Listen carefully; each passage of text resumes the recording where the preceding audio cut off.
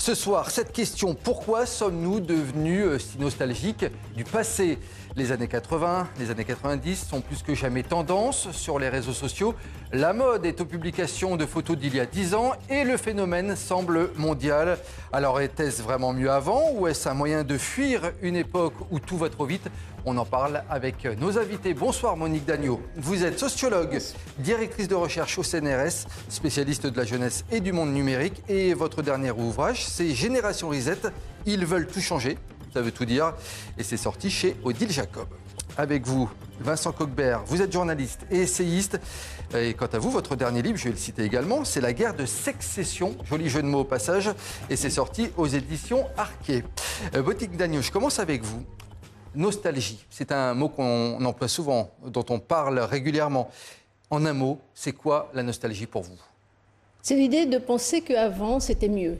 C'était bien, c'est mieux avant. Il y a toujours la notion de mieux, justement ? Oui, que la vie était plus agréable, plus ouverte, plus de liberté, moins de pauvreté, un monde ouvert. Et en fait, on peut dire, toutes les générations, tout le monde se tourne pour dire, retourne vers ses 20 ans. Les 20 ans, c'est une image qu'on chérit. Mais en réalité, aujourd'hui, je trouve qu'il y a plutôt un clivage, ou en tout cas des débats entre les générations montantes, celles sur lesquelles je travaille depuis pas mal d'années, les fameux millennials, c'est les trentenaires d'aujourd'hui. Les trentenaires d'aujourd'hui. Et qui regardent avec perplexité, envie, parfois forte critique, la génération d'avant, les boomers. C'est le clivage qu'on met le plus en avant. Mais je dirais quand même, il y a à la fois, auparavant, on se tournait vers le passé parce que c'était nos 20 ans, mais aujourd'hui, c'est beaucoup plus compliqué. On se tourne vers la génération passée et on leur demande des comptes. Vincent Coquebert, c'est intéressant ce que dit Monique Dagneau, puisque effectivement, on est nostalgique aussi d'une époque qu'on n'a pas spécialement connue. C'est pour ça que, par exemple, il y a le film de Nakache et Toledano, Juste une illusion, qui nous replonge dans les années 80, marche autant. Il y a beaucoup de jeunes d'aujourd'hui qui ont été le voir pour se dire, tiens, comment mes parents vivaient à cette époque ? Alors il y a ça, il y a aussi l'idée qu'il y a un paradoxe, en fait, c'est que plus on est dans un monde technologique, qui est censément là aussi pour nous simplifier la vie, plus il paraît complexe. Et plus, en fait, la vie d'avant paraissait un petit peu plus simple. Et c'est ça qui est assez fascinant chez les plus jeunes générations, c'est qu'ils sont empreints de ce qu'on pourrait appeler une exonostalgie. Donc, en fait, voilà, d'une époque qu'ils n'ont pas vécue. Et quand on pose la question, cette fois à la Gen Z, donc c'est aux États-Unis, il y a eu une étude de NBC qui est sortie il n'y a pas très très longtemps, là en avril. C'est donc des 18-29 ans qui étaient interrogés. On leur demandait, est-ce que vous voulez vivre dans le présent, dans le passé ou dans le futur ?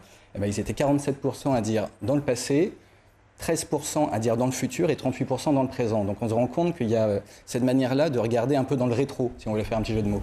Est-ce que le Covid a été un élément déclencheur justement pour cette génération, un marqueur important en se disant finalement mon époque, elle est intéressante, mais celle d'avant était peut-être mieux ?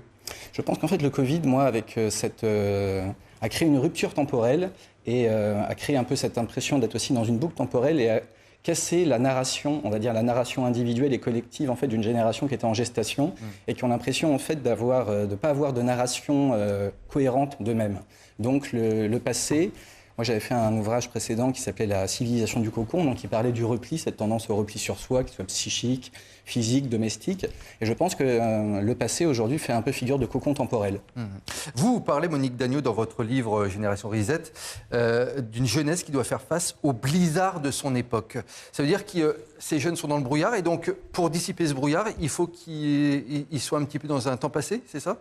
Ouais, ils ont tendance déjà à accuser un peu la génération d'avant d'être, pour une part, responsable de ce qui leur arrive, par exemple sur la donne climatique ou sur la question des difficultés dans le management, c'est-à-dire où c'est plus dur d'être dans une entreprise aujourd'hui, on a plus de demandes.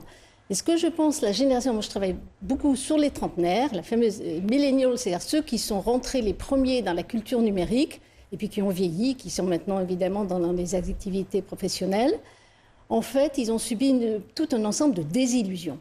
D'abord, désillusions par rapport au numérique. C'est-à-dire, dans les années 2010, le monde était plein de promesses autour des réseaux sociaux, de la conversation Internet et tout ça. Ils avaient 15-18 ans. Le soufflet est retombé ? Le soufflet est retombé.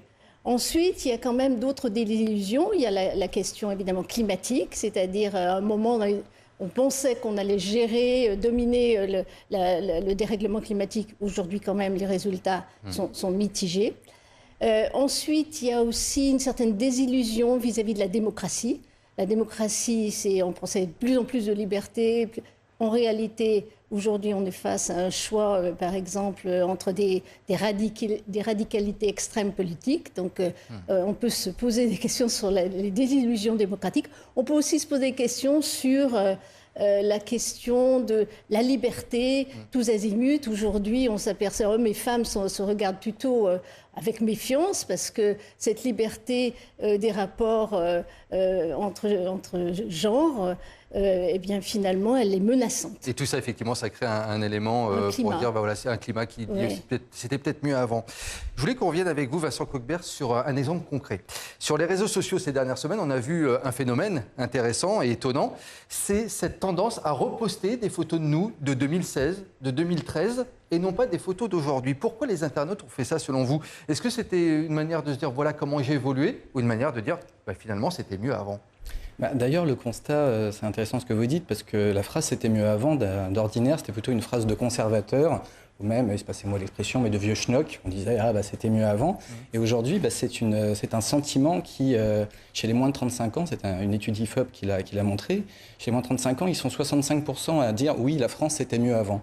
Donc ça parle surtout d'un rapport, je crois, déréglé au temps, mais aussi d'une manière, en fait, c'est aussi pour ça qu'on est tellement, parce que la nostalgie, c'est aussi une industrie assez lucrative. On n'arrive pas à faire le deuil du passé et on n'arrive pas à avoir du désir pour le futur. Donc on est perpétuellement en train de... C'est pour ça que je vous parlais de narration de soi tout à l'heure. Je pense que mettre des photos de soi il y a 10 ans, c'est aussi une manière de retrouver un peu des repères temporels dans un monde où on a l'impression d'avoir de moins en moins de repères et dont on a de plus en plus de mal à dessiner les contours. Monique Dagneau, comment est-ce qu'on explique que les années 80, les années 90 et un peu le début des années 2000 sont autant tendance aujourd'hui? On regarde dès qu'un groupe de ces années-là passe, c'est guichet fermé. Les films de cette époque reviennent à la mode. Mais par contre, c'est un peu moins le cas pour les années 2010-2020. Pourquoi cette période-là est tellement tendance aujourd'hui? D'abord, c'était une période sans Internet, sans la financiarisation de l'économie. C'était une époque, et elle l'était objectivement, c'est quand eux ils regardent les boomers, sans doute de façon très fantasmée, en enjolivant cette période, parce que, par exemple, il y avait déjà commencé à y avoir du chômage, on travaillait davantage, on n'était pas si confortable dans la vie quotidienne. En revanche, il y avait une chose essentielle, c'est qu'on avait un horizon ouvert, peaceful. Ça allait être de mieux en mieux. Ça allait être de mieux en mieux. Alors, oui. Et pour rebondir sur le numérique dont vous parliez à l'instant, est-ce que selon vous aussi, aujourd'hui tout va trop vite, on s'expose trop, et donc il y a aussi ce besoin de revenir à l'anonymat des années 80-90 ? Ce que je pense... Ah oui, alors sur l'anonymat, c'est compliqué, parce que par exemple, dans des enquêtes que j'ai faites, on demande aux jeunes s'ils préféreraient qu'on supprime l'anonymat dans les réseaux sociaux. Ils sont absolument contre. Ils sont contre. Et c'est plutôt les personnes plus âgées qui préféraient l'anonymat.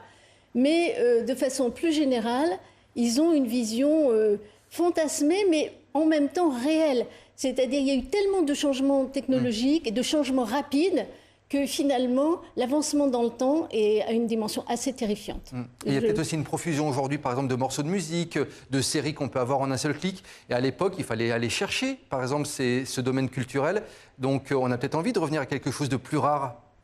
Oui, enfin, par contre, la nostalgie en matière d'industrie culturelle, c'est assez classique. C'est-à-dire, on aime aussi ce qu'on a entendu dans son enfance, ce que les parents écoutaient. Donc, de ce point de vue-là, c'est pas si nouveau. Mais ce qui est nouveau, c'est l'horizon plein de nuages, d'angoisse, menaçants. Ça, c'est nouveau. Ça, c'est nouveau, ça ne l'était pas dans les années 80. C'est pour ça qu'elles sont encensées et vues de manière aussi envieuse, mais aussi critique de la part des trentenaires d'aujourd'hui. Il y a une chose étonnante également, Vincent Kockbert. Il semble qu'il y a un peu de nostalgie aussi concernant les objets. Ça, c'est un petit peu plus étonnant. Preuve en est le succès, par exemple, aujourd'hui des vinyles ou de la cassette audio qui fait son grand retour. On pourrait effectivement penser que dans la manière de penser, de voir le monde, cette nostalgie, elle soit normale. Mais jusque dans les objets, comment on l'explique ? Le fait que ce soit des objets, de fait, parce qu'on est de plus en plus dans un monde qui est celui de la déréalisation, où il y a de moins en moins d'objets matériel. Donc quelque part, il y a quelque chose qui est de l'ordre de la fétichisation de la marchandise où ça nous appartient, c'est à nous. Ça me rappelle mon enfance, voilà, ma jeunesse. Exactement. Et après, il y a quand même quelque chose que je voudrais dire aussi, c'est que je pense en fait qu'il y a deux types de nostalgie. Il y a une nostalgie, on va dire, réflexive, qui sert à se souvenir, qui est un souvenir un peu doux amer, qui permet de faire le deuil aussi, et puis de savoir aussi ce qu'on a fait avant, qui permet d'éclairer un petit peu notre présent. Et il y a aussi cette nostalgie restauratrice, où on fantasme en fait un âge d'or, une manière de le réactiver, et qu'on voit beaucoup en fait, parce que alors, il y a de la nostalgie dans les industries culturelles, mais il y a aussi beaucoup de nostalgie en politique. Par exemple, le Make America Great Again est une manière d'activer la nostalgie. De la même manière aussi, on va dire, l'invasion de Vladimir Poutine en Ukraine est aussi une sorte de nostalgie en fait d'une Russie fantasmée. Donc on se rend compte en fait que la nostalgie aujourd'hui, elle traverse à la fois les individus, mais elle est aussi dans un monde, et là je rejoins tout à fait ce que dit Madame Dagneau sur notre impossibilité aujourd'hui d'être dans un futur désirant et désirable, eh bien on essaye de réveiller, de réactiver un âge d'or souvent fantasmé. Un mot de conclusion, est-ce que selon vous, avec l'âge, la nostalgie, elle s'intensifie ou pas ? Je ne sais pas. Je pense en fait que plus on avance en âge aussi, moins le futur est quelque chose d'aussi fondamental. Donc peut-être qu'on se regarde ça avec cette nostalgie réflexive qui permet aussi de se faire un petit peu du bien, il y a quelque chose d'anesthésiant dans la nostalgie. Voilà. Merci à tous les deux. En tout cas, Monique Dagneau, je rappelle votre dernier ouvrage, Génération Reset. Ils veulent tout changer, sorti chez Odile Jacob. Et merci à vous également, Vincent Coquebert. La guerre de sécession, sorti aux éditions Arquet. C'est votre dernier ouvrage. Merci à tous les deux pour ce débat passionnant.